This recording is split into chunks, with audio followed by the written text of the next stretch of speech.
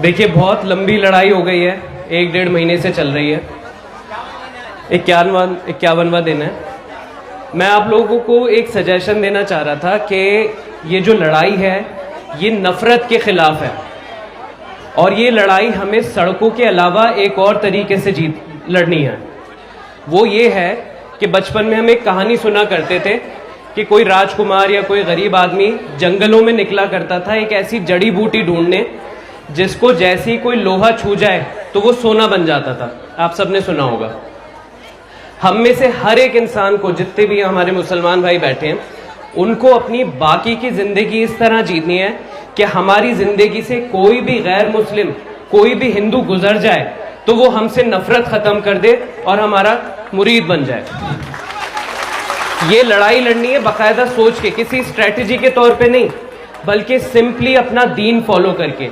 इतनी सारी चीजें हमें बताई गई हैं कि जिंदगी के हर पहलू के बारे में एक हदीस और एक कुरान की आयत है कि अपने तोल में कुछ गड़बड़ी ना करो, अपना अखलाक हमेशा अच्छा रखो। आपका पड़ोसी अगर भूखा सो रहा है और आप पेट भर के खाना खा रहे हो तो आप मुसलमान ही नहीं।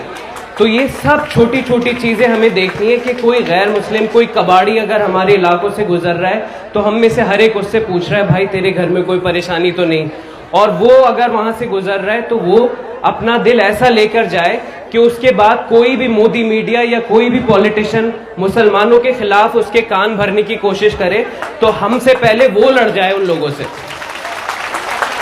तो आज से हम लोग अपने आप से वादा करते हैं कि हम में से हर कोई अपनी जिंदगी ऐसे जिएगा कि कोई भी गैर मुस्लिम हमसे किसी भी तरह का ताल्लुक, हमारे बिजनेस में, हमारे ऑफिस में, हमारे स्कूल में, हमारी दुकानदारी में किसी भी तरह का करे तो वो एक ऐसा इंप्रेशन लेके जाए कि नहीं, ये वो मुस्लिम हैं जिनके खिलाफ मैं एक लफ्ज भी नहीं सुनना चाहूंगा।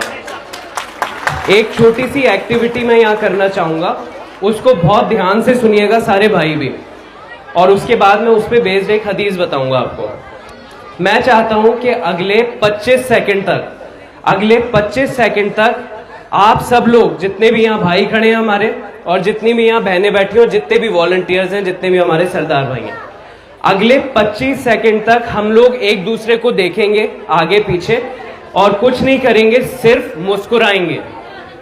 सिर्फ मुस्कुराएंगे और सबको करना है ये। और आपका वक्त शुरू होता है अब। अपने आगे पीछे देखिए और मुस्कुराइए।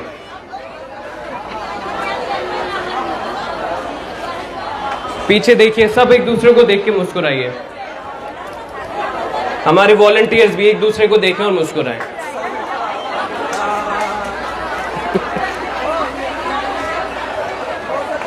अब मुझे बताएं कैसे बीते ये पिछले 25 सेकंड।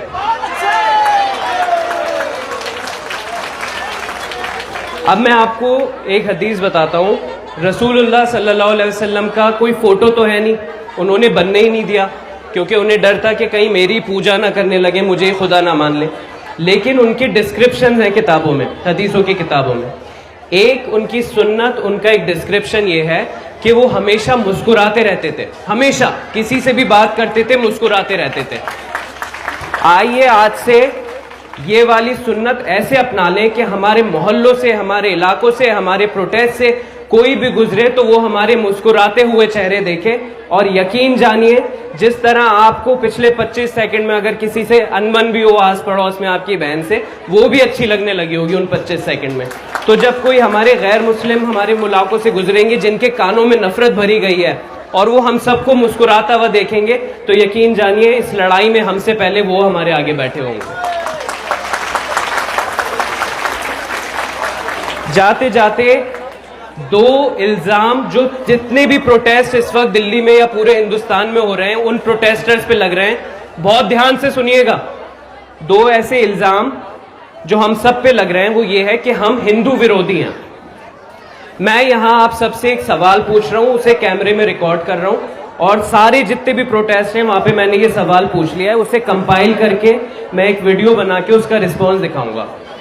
सवाल बहुत ध्यान से सुनिएगा और इसका रिस्पॉन्स करिएगा सब लोग, जितने भी भाई खड़े हैं यहाँ पे। अगर आप में से किसी को भी ये पता चले कि आपके मोहल्ले में, पड़ोस में, आपके इलाके में दूसरे मुल्क से, पड़ोसी मुल्क से कोई गैर मुस्लिम फैमिली आई है जिसके ऊपर बहुत जुल्म हुआ है, बहुत मजलूम है, लाचार है, उसके पास खाने को भी नहीं है और गैर मुस्लिम है, आप में से कितने लोग ऐसे हैं, हाथ खड़ा करके बताइएगा, जो उस फैमिली की मदद करना चाहेंगे?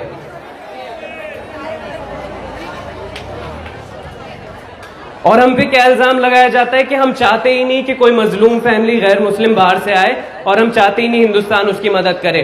बिल्कुल सरासर झूठ इल्जाम है। हम तो बस ये चाहते हैं कि उस सीएए लॉ में कोई भी मजहब एक्सक्लूड ना हो।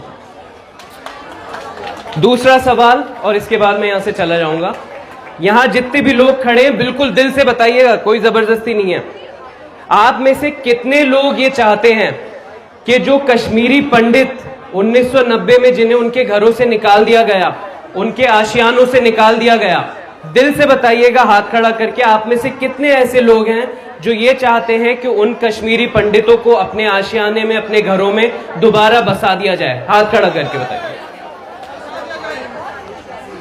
हाथ खड़ा रखिए।